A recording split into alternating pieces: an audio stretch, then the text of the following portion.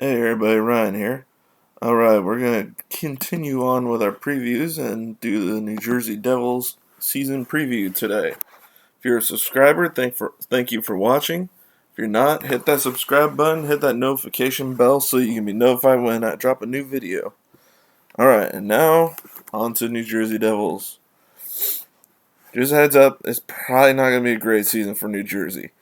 They got a lot of young guys and they need some growing, and they probably need to add some more, I want to say, depth to pretty much every position. So let's see how it goes. I mean, they did add some good ones, like Corey Crawford could be a good signing. 2-year, $3.9 million per. It could be good if he's healthy. Problem is he hasn't been healthy in a few years now. So at least it's a cheap deal. It's nothing super bad. But we'll see how that goes. They added Scott Wedgwood to add depth to their goaltending. 1 year, $700,000. They added Dmitry Kulikov on a 1 year, $1.15 million contract. They added Ryan Murray via trade and Andreas Janssen via trade. And Janssen probably be a good one for their offense. Murray wouldn't hurt their defense either. Kulikov could, but we'll see how he does. Alright. Oh, I forgot to put where he went to. Corey Schneider was bought out. He went to the New York Islanders on a tryout, I want to say, or did he sign? Actually, they're next. We'll find out when we do them in the next video. I can't remember off the top of my head. But he was brought over quite a few years back from Vancouver, back when it was Schneider and Luongo in the net for Vancouver. And they brought him over hoping that he'd be the number one guy that carry him on to the promised land. It didn't happen, unfortunately. And unfortunately, he got injured a few times and just has not been the same since. So, good luck to him in his next endeavor, but he probably will only be a depth guy most likely from here on. They lost, as we saw in the Arizona video, John Hayden, Arizona. Kevin Rooney went to the New York Rangers. Dakota Mermis went to Minnesota. Brandon Paddock to Montreal. Joey Anderson to Toronto. Mirko Mueller and Brian Strait are still free agents. Actually, I want to say Mirko Mueller probably has signed in Europe, is my guess. If he hasn't already signed, so that's my guess. Mackenzie Blackwood was re-signed, 3-year, $2.8 million per season. Blackwood's probably going to be their true starter. I mean, he looked decently good in the games that they played last year, so hopefully he continues playing that way and developing that way, and maybe they'll have a good team in a few years. I mean, maybe a couple of years. So hopefully they can get there, but they also re-signed Colton. I'm used to seeing Colin White on New Jersey from back in the day. Colton White, 1 year, $700,000. Nicholas Merkley, who they got from Arizona in the Taylor Hall trade, 1 year, $874,125. And Ben Street, 1 year, $750,000. Mostly just minor league for the most part. Nothing super huge other than Blackwood. Let's see, cap hit $67 million, so they have basically $14.4 million in cap space. They have a lot of cap space, so they can take on contracts. So we'll see what they do that may be friendly towards teams that have that long-term injury reserve or that contract they don't want. Take this contract, we'll give you an extra draft pick. There you go. Problem solved. So let's see. Forward-wise, next year Travis Zajac is a UFA. I have a feeling if he comes back, it is not going to be for that amount. But it's New Jersey, but it's not New Jersey with Lamoriello running everything. So if it was Lamoriello, yeah, he probably would have got like another 4-year deal probably. Kyle Palmieri, let's see, he's a UFA out there this year. That's a guy they probably want to sign back. Same with Nikita Gusev, who had a good year last year for them. He's at $4.5 million this year, and then a UFA. Let's see. Michael McLeod is an RFA out there this year, and Jesper Bratt is a RFA currently that they need to re-sign because he actually is a pretty promising looking forward for them. I wouldn't say he's going to be like a first line scorer or anything like that, but he's going to be a middle line guy, like second, third line probably, and he could fill in the first if there's an injury for the time being. But we'll have to see. I mean, everything this year has to do with they have a few guys offensively. They just don't have any real depth that's coming up at the current moment. And they're still stuck with that PK Subban deal for the next 2 seasons. I mean, I'm sure they'd love to move him if they could. It's just they probably aren't going to be able to.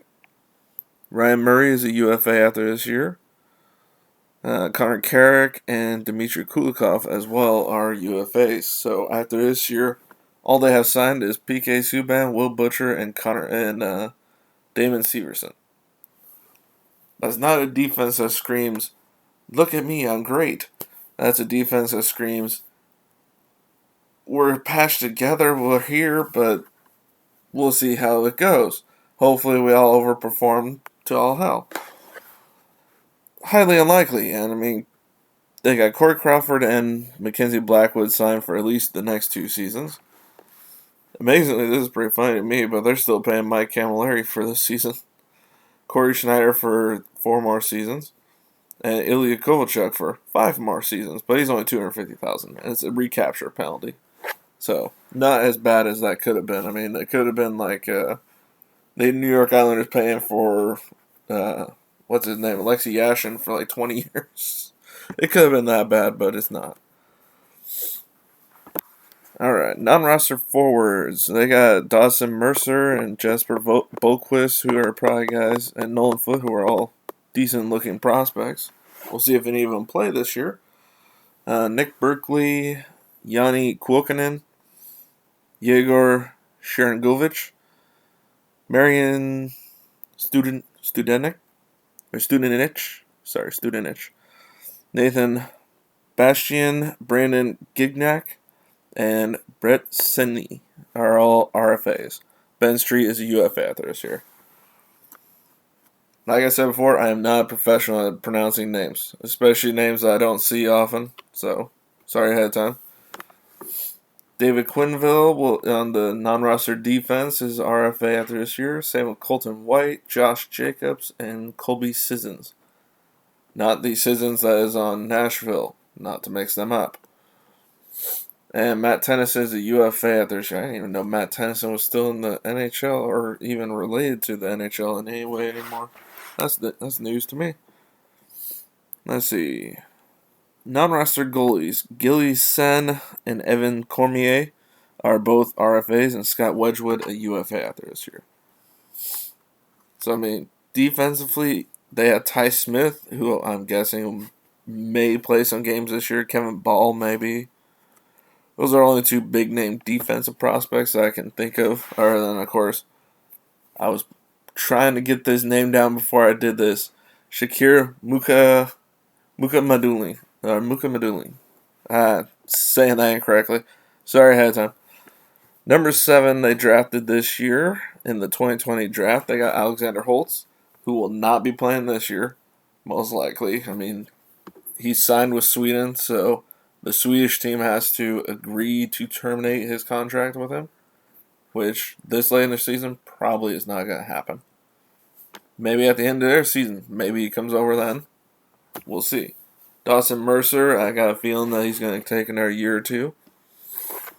That was number 18. They had 3 first-round picks. Oops, I went past it. Number 20, Mukhamadullin. He is a defensive prospect, so we'll see how it works out. I guarantee it's not this year, but in the future. Number 84, Nico Dawes, a goalie. Number 99, Yarmir Pitlick, a center. Number 120, Ethan Edwards, a defender. Number 130, I got distracted there. Schlein, a center. Number 161, Benjamin Baumgartner, a center. Alright, this is what their draft picks look like. It is a patchwork for at least the next year. So, next year they have their first, the New York Islanders second, their third, Arizona's third. I always say Phoenix, I don't know why. It's because they were Phoenix forever is probably why. Round 4, they had their own. Round 5, they have Buffaloes. Round 6, they had their own. Round 7, they have Arizona. Next year, they have all their own and Columbus's 5th. And then the following year, they have all their own. All right, lineup-wise, this is what the first line is going to look like. Andreas Janssen, Jack Hughes, and Kyle Palmieri. Could be a good line. I mean, we have to see Hughes take that next step next year. Because as you can see, 21 points in 61 games. You want your number one center to do quite a bit better than that. And trust me, that's coming from someone like me who's a Ducks fan who their first line center provided, I think it was 38 points this last year. So you need better from your first line center. But he's young, 19. He's got to grow. And hopefully he has. Hopefully he's taking this extra time to work out and get better at what he does. Because 170, that is a concern. But in this day and age, not as much a concern as it would have been 10, 20 years ago. And Andreas Janssen has to stay healthy, same with Kyle Palmieri. But I mean, Palmieri can provide you goals easily. Andreas Janssen, he played 43 games at 21 points. I know he's had better years than that. So hopefully he gets healthy and can play better. Second line, Nico Hershier. Yanni Kuokkanen and Travis Zajac. I'm not going to lie, Kuokkanen I've never heard of. It looks like he played one game last year. Hershier, former first overall pick in 2017. He's got to do better than 36 points in 58 games, but they got to get him more help. Because Zajac is not going to provide offense like he maybe one day did, but 25 points in 69 games. That's the biggest knock against this team is they have centers. They have no wingers that can provide much, if any, offense other than Palmieri and maybe Janssen now. So they need to get some wingers for those guys to make them better. Third line, you got Miles Wood, Pavel Zacha, and Nikita Gusev. Gusev had a good year. I'm surprised that he's down there, and Zajac's on the second line. I would switch those two, to be quite honest with you. And Zacha, who knows, maybe he could fill in as a second line left wing and maybe make it more solid two lines. But Miles Wood, you know what he's going to provide. He's going to provide that grit. He's going to do exactly what he did last year. That 11 to 15 goals, I'd say, is probably max. 30 points. Fourth line, Jesper Boquist, Yegor Sharangovich, and Nathan Bastian. Which, two of those didn't even play in the NHL last year. Boquist only had, he had 4 goals and 0 assists in 35 games. Gotta grow a little. Like I said, this team has some growing to do. Defensively, you got Ryan Murray and PK Subban. PK Subban was down to 18 points in 68 games last year. He did better on Nashville, who was not a good offensive team when he was there. So he needs to play up to that $9 million, because if he doesn't do it in the next year or two, his next contract is going to be a heck of a lot less than that. Second one, you got Dmitry Kulikov and Damon Severson. Sorry. He does this okay pair. Then you got Will Butcher and Connor Carrick. So, that defense is not screaming offensive in any way. They got okay, but I'm not going to say, I'd say they are quite suspect. And goaltending, Corey Crawford and Mackenzie Blackwood. Mackenzie Blackwood had the same goals against average, a worse save percentage, but he was playing with New Jersey all year. And he was 22-14, which for a starting goalie for New Jersey, who was a losing team, a lottery pick team, that's not bad actually. So he keeps developing that way. He might pull like John Gibson does with Anaheim and saves them out with a lot of games. And I'm sure this year that's what they're really hoping for. That or hoping that they just falter completely and get a really good draft pick this year. That's the other option. Alright, then you got scratches, Michael McLeod, Ben Street, and Colton White. Which, Ben Street, he could fill in as a fourth line winger or center, no problem there. I mean, he's not going to provide a whole lot, but he can fill in if he has to. Looks like McLeod did last year, so he could too.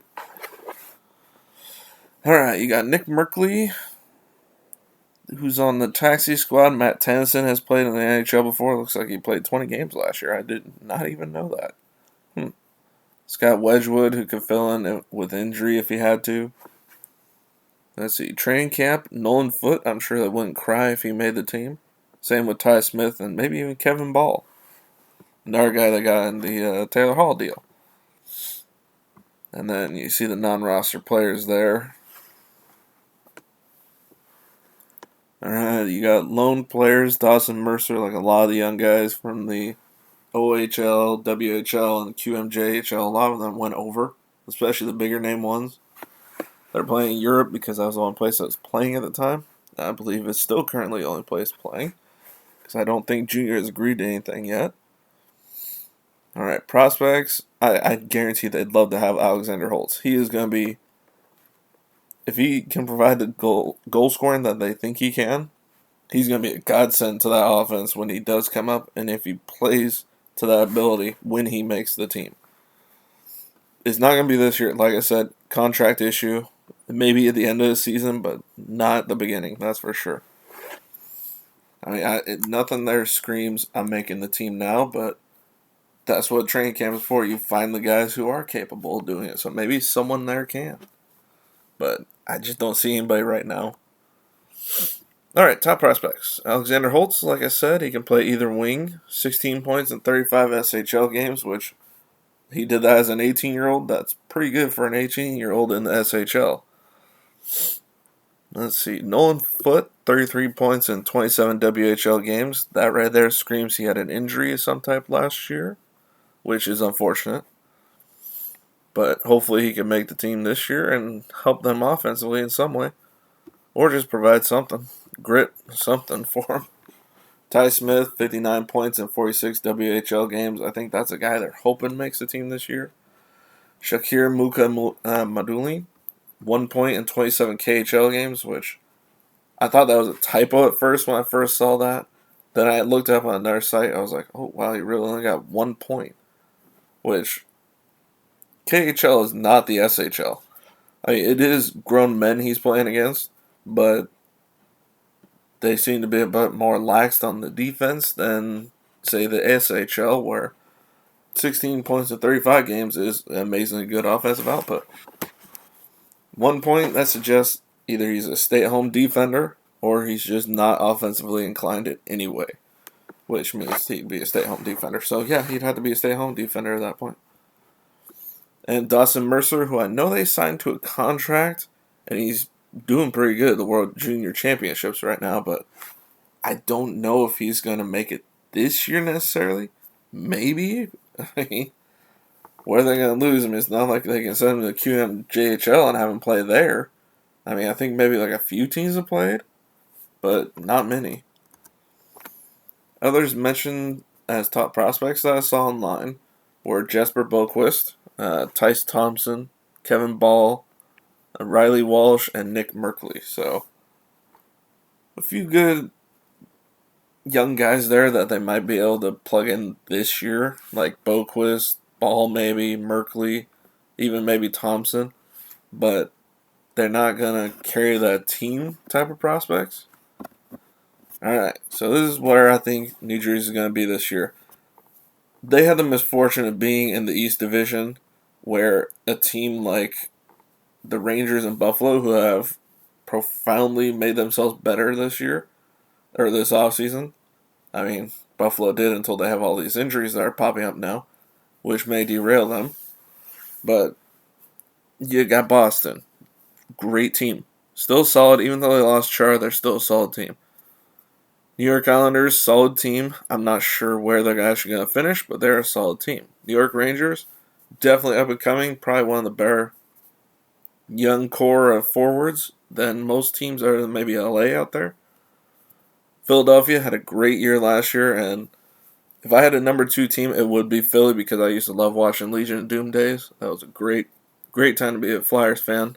Fortunately, they never won the trophy that mattered most, but always love Philly. And you gotta love their mascot. Gritty is hilarious. Pittsburgh, still a solid team. I'm not sure they're as good as some of these other teams, but they are still a good, solid team, especially if healthy. And Washington, still a good, solid team. So you got a lot of good teams in that division, and I don't see New Jersey surprising anybody. Unless Buffalo keeps going on this route of injuries that they have going on right now. And I mean, the Islanders still need to sign Barzell, so maybe slip in between those two, but that'd have to have everything going right. I really just don't see it. So I see them as a bottom range team. I don't think anybody in New Jersey could even be mad about that because, let's be honest, I mean, you look at your team, there's just no way they're better than anybody in that division. I mean, outside, like I said, injuries to some of these teams. That's the only way. And a lot of guys overperforming, like let's say, overperforming like you see right now in the World Junior Championships, where you see the guys who are definitely NHL ready, embarrassing the guys who are definitely not NHL ready. Kind of like that. I predict they will finish at the bottom of their division, and honestly, towards the bottom of the league, just because they're going to be playing back-to-backs against these teams that I just don't think they can stack up against. I mean, I think if I had to pick, I'd have to say New Jersey probably will be 31 out of 31 this year. I'm sorry ahead of time, New Jersey fans. I know you had a great long run for pretty much the mid-90s through the mid-2000s at least, and then a little short run there in the 2010s. So maybe in a couple of years, get some of those younger guys more experience, get them built up. You may draft some guys that would not hurt either, especially on the defensive side. So that's where I see New Jersey. Good luck to New Jersey. I mean, heck, if they surprise some people, good on them. But I don't think anybody in this league, I don't even think New Jersey fans are picking that. So good luck in the next couple of years. Maybe you'll be up there, get in the playoffs next year or the year after. We'll see. So, yep, that's where I see it. So, if you're a subscriber to the channel, thank you for watching. If you're not, hit that subscribe button, hit that notification bell so you get notified when I drop a new video. And make sure to like, share, comment, and I will see you all next video. Bye.